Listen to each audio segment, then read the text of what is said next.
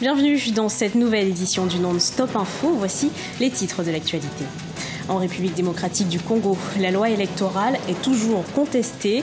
Députés et sénateurs ont déposé une requête devant la Cour constitutionnelle pour la faire invalider. Fin de la tournée africaine du ministre des Affaires étrangères chinois, Wang Yi. Durant 4 jours, il a réaffirmé l'engagement de son pays à promouvoir les relations et échanges économiques avec l'Afrique. Et puis, au Cameroun, la mission de la CAF poursuit son inspection. Elle s'assure du respect des délais de mise à disponibilité des infrastructures pour la Coupe d'Afrique des Nations 2019. En République démocratique du Congo, la loi électorale ne fait toujours pas l'unanimité. 68 députés et sénateurs ont déposé ce lundi 15 janvier une requête pour faire invalider 2 dispositions de cette loi devant la Cour constitutionnelle. Le seuil de représentativité fait partie des éléments remis en cause. Il demande aux députés de justifier d'un minimum de 1% des suffrages au niveau national. Mariama Dramé nous en dit plus. Nouvelle contestation de la loi électorale en République démocratique du Congo. C'est désormais à la Cour constitutionnelle de trancher. Avec 68 signatures, des députés et sénateurs ont saisi ce lundi 15 janvier l'instance pour inconstitutionnalité des dispositions de cette nouvelle loi promulguée le 25 décembre 2017 par le chef de l'État Joseph Kabila. Les opposants dénoncent le seuil de représentativité d'au moins 1% qui, selon eux, viole l'article 101 de la Constitution. L'article 101 de la Constitution reconnaît comme catégories qui peuvent se porter candidats des Congolais qui sont dans des partis politiques, mais aussi des Congolais indépendants. Or, les candidats indépendants ne pourront jamais atteindre le seuil requis, étant candidats dans une seule circonscription et pour une seule élection. Les parlementaires dénoncent également le montant de la caution fixé à 1 000 $ par candidat, une somme jugée discriminatoire car il exclut, selon les contestataires, la plupart des Congolais de la course. Mais pour le gouvernement, ces nouvelles dispositions visent à rationaliser le processus électoral. Maintenant que le Parlement a décidé, ça devient une loi, le président l'a promulguée et il n'y a plus que la Cour constitutionnelle qui peut estimer dans son intime conviction si cette loi est attentatoire aux dispositions de la Constitution. Mais moi je pense que non. Je pense que mettre les conditions, ce n'est pas du tout attentatoire, puisque pourquoi est-ce que $250 pour être candidat serait conforme à la Constitution et $1 000 serait attentatoire à la Constitution.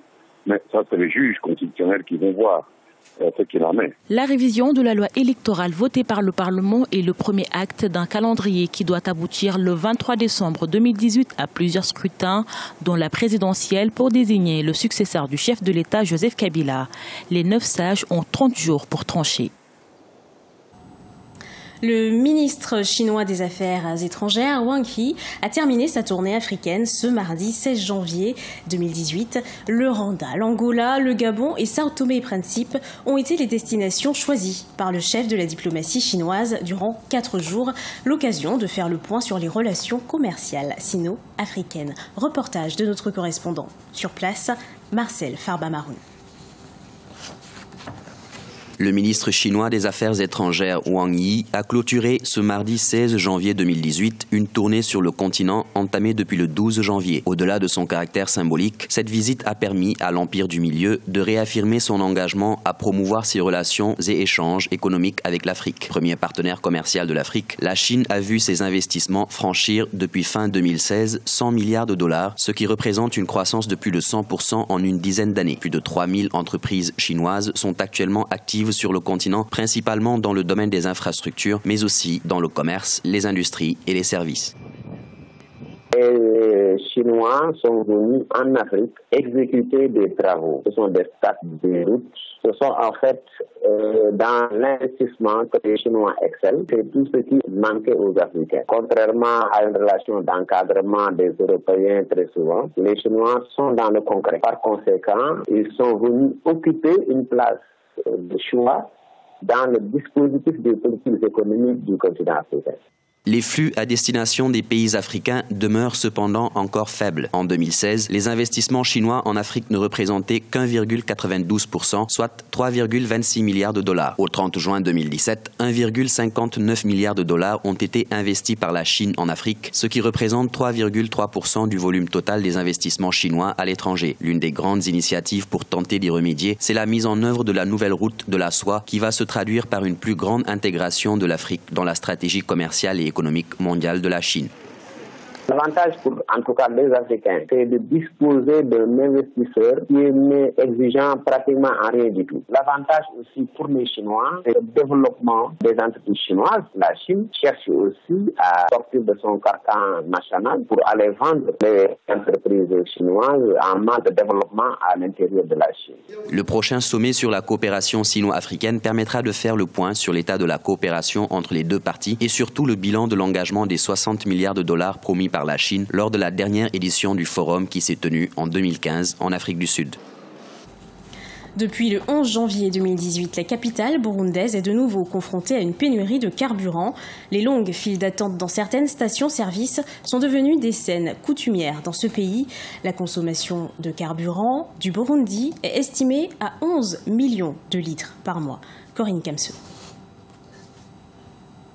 Une pénurie de trop s'offusquent de nombreux automobilistes de la ville de Bujumbura au Burundi. Depuis le 11 janvier, la ville fait de nouveau face au manque de carburant à la pompe. Certains ont dû garer leur véhicule et d'autres payent le prix d'une longue attente devant les quelques stations d'essence qui peuvent encore fournir le précieux liquide. Un scénario qui n'est pas nouveau dans cette ville. En 2017, la pénurie avait duré plusieurs semaines. Selon la direction de gestion du carburant en 2016, la consommation mensuelle du pays était estimée à 11 millions de litres. Les pénuries de pétrole au Burundi sont dues au fait que ce pays est enclavé et sans ouverture sur la mer, ce qui accroît les coûts d'acheminement de l'or noir de la côte jusqu'au réservoir des automobilistes. Le change flottant du franc burundais au dollar expose aussi le Burundi aux variations erratiques du cours du pétrole. Donc il faut une politique monétaire.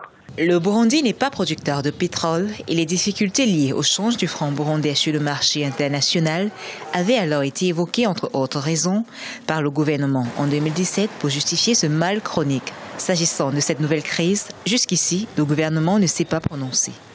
Il est bon d'avoir une ressource en quantité insuffisante, plus pas rien du tout. Mais de façon structurelle, une bonne planification des approvisionnements, maîtriser les quantités demandées pour apporter une offre conséquente est très importante. Donc, définir une politique monétaire efficace et des dépréciations importantes. Il faut également penser un système de covoiturage. Cela aidera l'efficience de cette énergie fossile-là. La pénurie du carburant a souvent eu d'importantes conséquences sur la vie des populations. En 2017, avec l'augmentation du coût du transport, les prix des denrées alimentaires et autres produits de première nécessité avaient subi une inflation remarquable. De même, le carburant acheté par certains consommateurs est souvent revendu à un prix plus élevé, développant ainsi une importante activité de contrebande. La mission d'inspection de la CAF poursuit sa visite au Cameroun.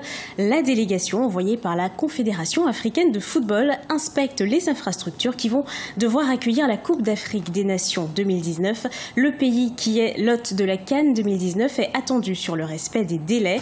Des infrastructures sont toujours en construction. Les précisions de Fanny Mounichi. Impossible de passer à côté des préparatifs de la Coupe d'Afrique des Nations au Cameroun. Partout dans le pays, les chantiers sortent de terre.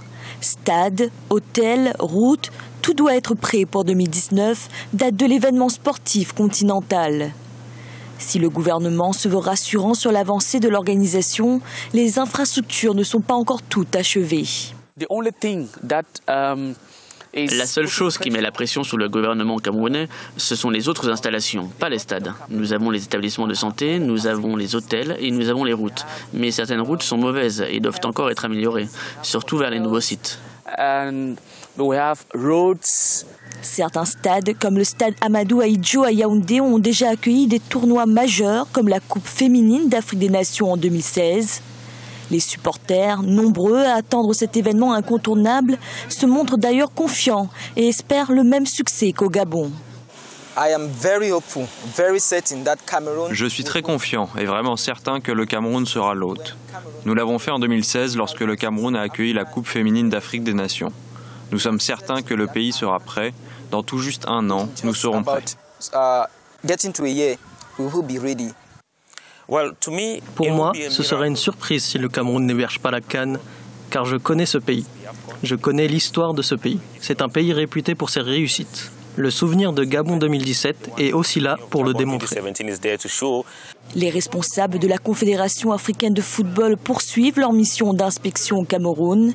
À Yaoundé et Garoua, les installations hôtelières ont reçu un premier avis positif en attendant que les terrains d'entraînement soient finalisés.